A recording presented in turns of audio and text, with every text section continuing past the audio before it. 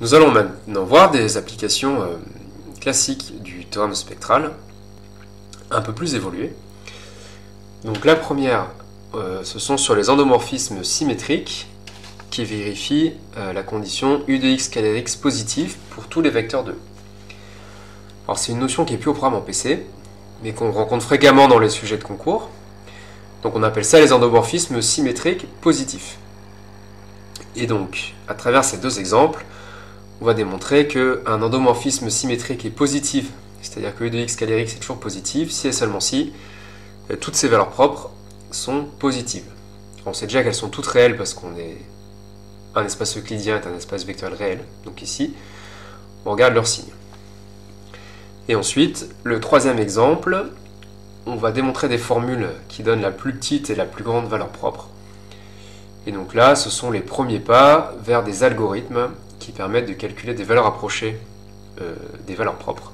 Donc, tout ça, c'est pas au programme, mais pareil, on peut le rencontrer dans le sujet de concours.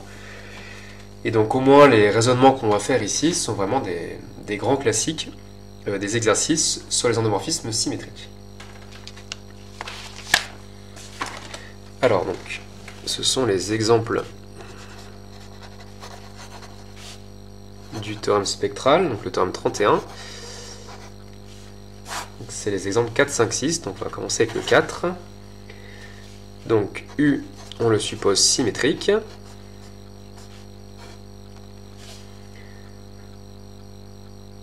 Et donc on suppose que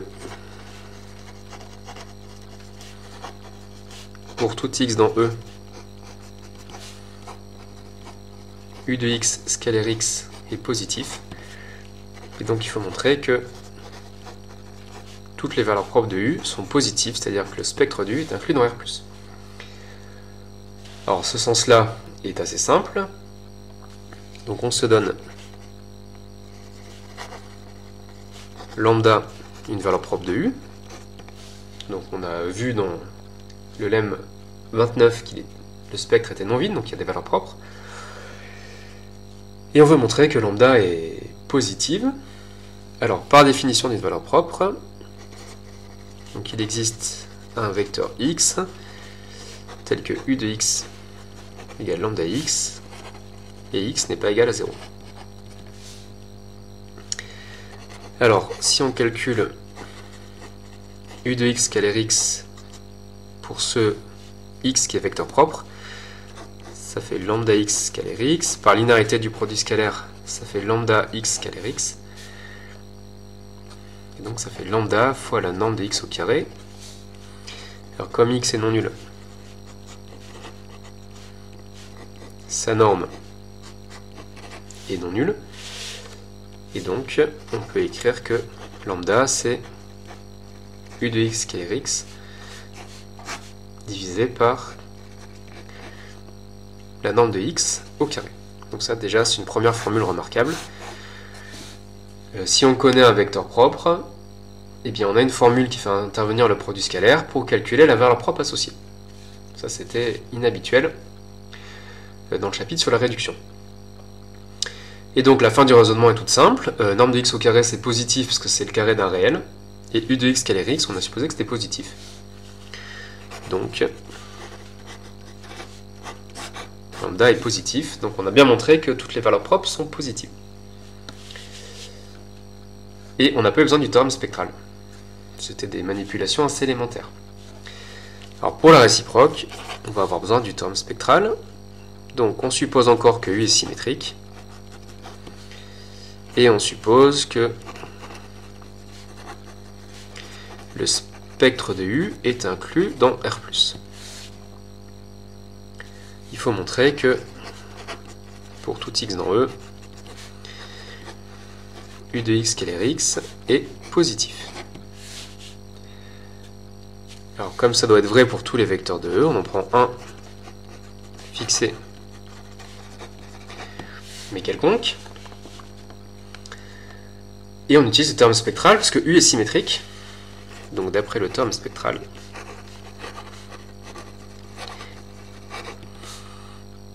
donc il existe une famille B formée de vecteurs E1 jusqu'à En qui est une base orthonormale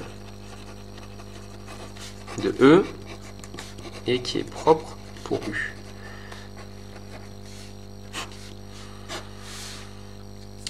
Alors propre pour U, ça veut dire que chaque EI est un vecteur propre de U. Donc pour J entre 1 et n, donc il existe un réel lambda J, tel que U de EJ, c'est lambda J, EJ, puisque EJ est un vecteur propre, donc il est associé à une valeur propre qu'on appelle lambda J. Et donc lambda 1 jusqu'à lambda n, ce sont les valeurs propres de U, comptées que l'ordre de multiplicité ne sont pas forcément distinctes. Alors ça, c'était le mot propre. Maintenant, on va travailler sur le mot base orthonormale. Donc, comme B est une base orthonormale de E, on peut écrire que X, c'est la somme pour J allant de 1 à n des XJ EJ.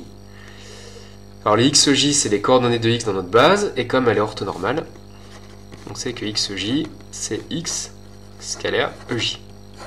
Ça, ce sont les résultats de PCSI. Alors on va aussi calculer U de X. Donc par linéarité,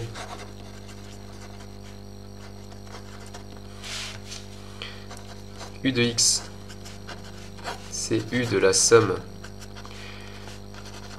des XJ EJ, donc ça fait la somme des XJ U de EJ, et U de EJ, on a dit que c'est lambda J EJ, donc on trouve que U de X, c'est la somme des XJ lambda J EJ. Donc ça, c'est un vecteur. Et ça, c'est un réel. Donc, on a les coordonnées du vecteur U de X dans la base B. Ce sont les XJ lambda J. Et on a vu que X, c'était la somme des XJ EJ. Donc ça c'était un réel, ça c'était un vecteur. Alors comme B est orthonormal, on a une formule qui permet de calculer un produit scalaire dans une base orthonormale. Donc si on fait U de X scalaire X, par un théorème de PCSI, ça fait la somme des lambda J XJ multiplié par XJ. On fait la somme des produits des coordonnées 2 à 2. Et donc ça fait somme des lambda J XJ au carré. Et donc si on utilise que XJ c'est X scalaire EJ, on a aussi cette formule qui sert dans beaucoup d'exercices. C'est que U de X scalaire X c'est la somme des lambda J produit scalaire XJ au carré. Donc c'est une formule qui permet de calculer U de X scalaire X dans une base orthonormale à partir des valeurs propres de notre endomorphisme. Donc ici, on va se contenter de cette formule. Donc comme on a supposé que le spectre de U est inclus dans R+, on peut dire que tous les lambda J qui sont des valeurs propres sont positifs, et les XJ au carré sont positifs car XJ est un réel. Et donc ici on a une somme de termes positifs, et donc U de X scalaire X est bien positif.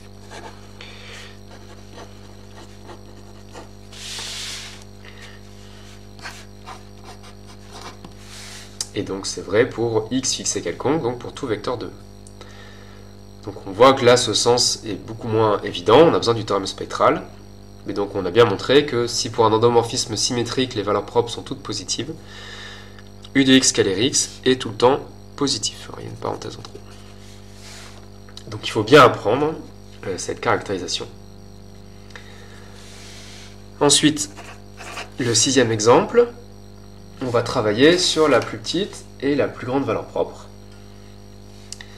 Alors, donc on suppose toujours que U est symétrique. Et on pose donc un ensemble qu'on appelle sigma, c'est les vecteurs de E qui sont de norme 1. Donc ça, dans l'ensemble des complexes, on appelait ça le sac trigonométrique.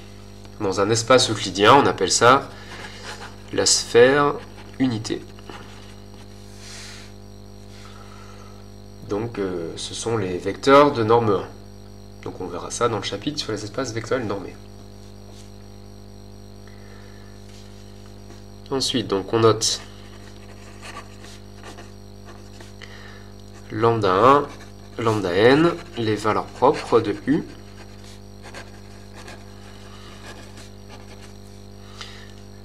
Comptées avec leur multiplicité, elles ne sont pas forcément distinctes. Donc là, on suppose que U est symétrique et que n c'est la dimension de E. Bon, c'était sous-entendu, mais on peut le rappeler quand même. Alors, donc on note lambda 1, lambda n, les valeurs propres de U comptées avec leur multiplicité. Donc ce qui est important dans ce chapitre, c'est qu'un espace euclidien c'est réel. Donc lambda 1 jusqu'à lambda n, ce sont des réels.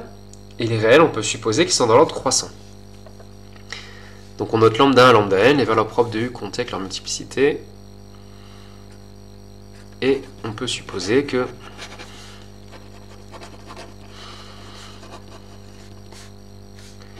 donc lambda 1 est plus petit que lambda 2, plus petit que lambda 3, etc. jusqu'à lambda n. Alors attention, ce n'est pas des inégalités strictes, puisqu'on n'a pas supposé on ne sait pas si les valeurs propres sont distinctes ou pas. Il y en a certaines qui apparaissent plusieurs fois, autant de fois que leur multiplicité. Alors donc, la plus petite, on peut l'appeler alpha, c'est lambda 1, et la plus grande, on peut l'appeler bêta. Donc ça aussi, c'est un raisonnement qu'il faut faire assez souvent dans ce chapitre. Comme les valeurs propres sont réelles, il peut être intéressant de les classer dans l'ordre croissant. Donc il suffit juste de les numéroter de telle sorte que ce soit dans l'ordre croissant. Et donc, on veut donner des formules qui permettent de calculer alpha et bêta. Donc il existe des formules pour les autres valeurs propres, mais on ne va pas en parler aujourd'hui puisque ça déborde largement du programme.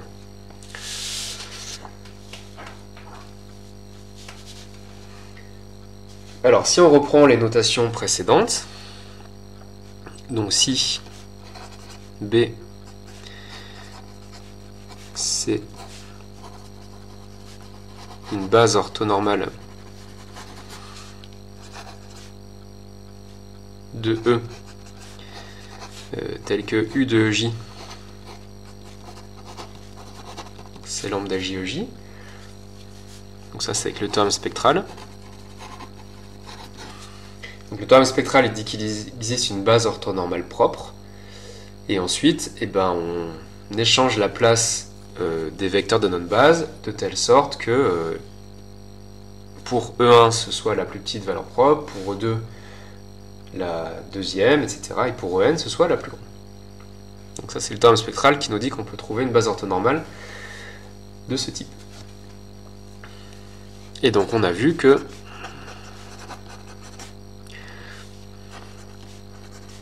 si X appartient à E, U de X scalaire X, c'est la somme des lambda J XJ au carré, où XJ c'était X scalaire EJ, c'est-à-dire c'est les coordonnées de X dans la base B. Alors ici on se restreint à la sphère unité.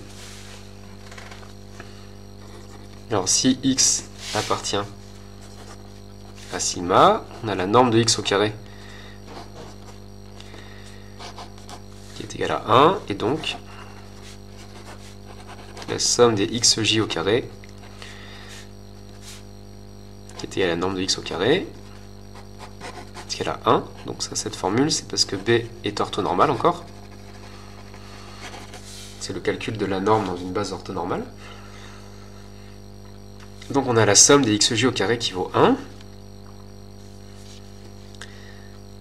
Alors 2 plus, c'est que lambda 1, c'est plus petit que lambda j pour tout j. Puisque lambda 1, c'est la plus petite valeur propre.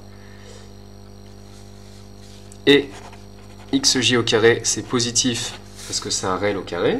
Donc si je multiplie par xj, j'obtiens que lambda 1 xj carré, c'est plus petit que lambda j xj au carré. Et donc si on fait la somme, par somme d'inégalité, j'ai la somme des lambda 1 xj au carré qui est plus petit que la somme des lambda j xj au carré. Alors ici, je reconnais u de x scalaire x, puis une parenthèse en trop, et ici, donc lambda 1, ça dépend pas de j, donc je peux le mettre devant, et lambda 1 fois la somme des xj au carré, on a dit que la somme des carrés des xj est égale à 1, c'est écrit là, donc ça fait lambda 1. Donc, lambda 1 est plus petit que u de x scalaire x pour tout x dans sigma. Et avec le même raisonnement, je dis que lambda j c'est plus petit que lambda n en fait. Donc ici c'est plus petit que lambda n xj au carré. Ici plus petit que la somme des lambda n xj au carré. Je mets lambda n devant, et donc ici je trouve que c'est plus petit que lambda n. Alors lambda 1 c'était alpha, et lambda n c'était bêta. Donc u de x scalaire x, c'est borné entre alpha et bêta, qui sont deux constantes qui ne dépendent pas de x.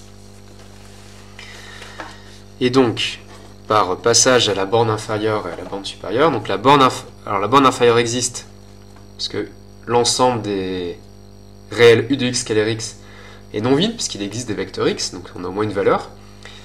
Et donc cet ensemble non vide est minoré, donc il y a une borne inférieure, et la borne inférieure c'est le plus grand minorant, donc c'est plus grand que alpha.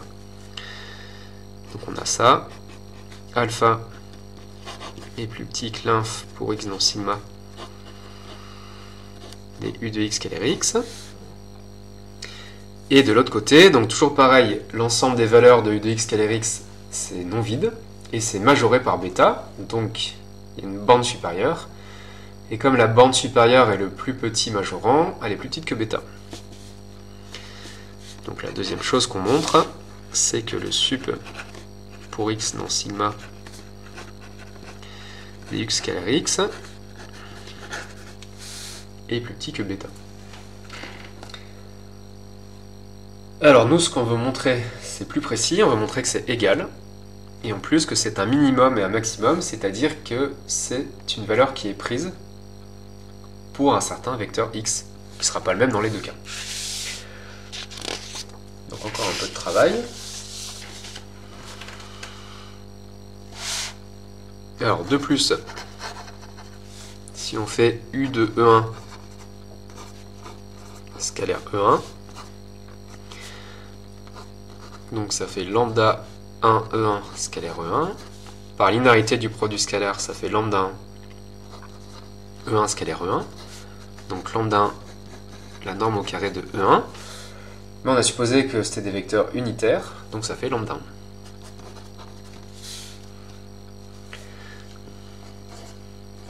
Et donc, lambda 1, c'est égal à u de E1 scalaire E1. Et ça, c'est plus grand que la borne inférieure pour x dans sigma des u de x scalaire x, puisque E1 appartient à sigma, et que la borne inférieure est un minorant. Et ça, c'est aussi alpha. Et donc tout à l'heure, on a montré que la borne inférieure était plus grande, on a montré qu'elle est plus petite. Donc on peut conclure que alpha est égal à la borne inférieure.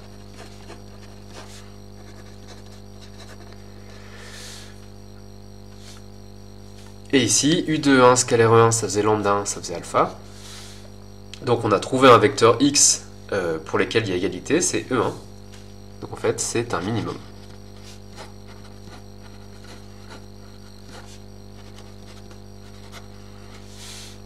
Donc c'est atteint pour le vecteur propre E1. Et donc de même,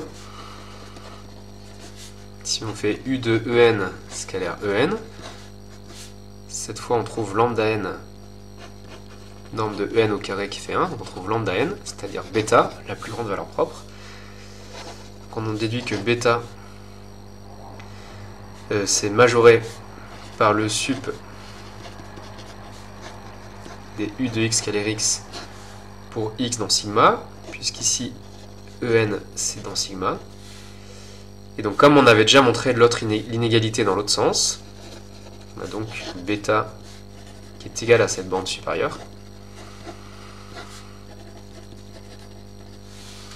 Et pour x égale En, U de x scalaire x est égal à bêta, donc c'est atteint, c'est un maximum.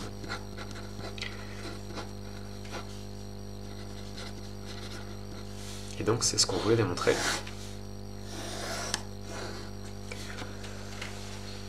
Et donc là on voit encore une fois que nos produits scalaires U de x scalaire x nous donnent accès pas seulement au signe des valeurs propres, mais aussi à la plus petite et à la plus grande. Alors remarquez que dans cet exemple, on n'a pas du tout supposé que les valeurs propres étaient positives. Donc ce n'était pas les mêmes hypothèses que dans les deux exemples précédents. Mais on a quand même utilisé U de x scalaire x sans parler de son signe, mais ça a permis de calculer la plus petite valeur propre et la plus grande.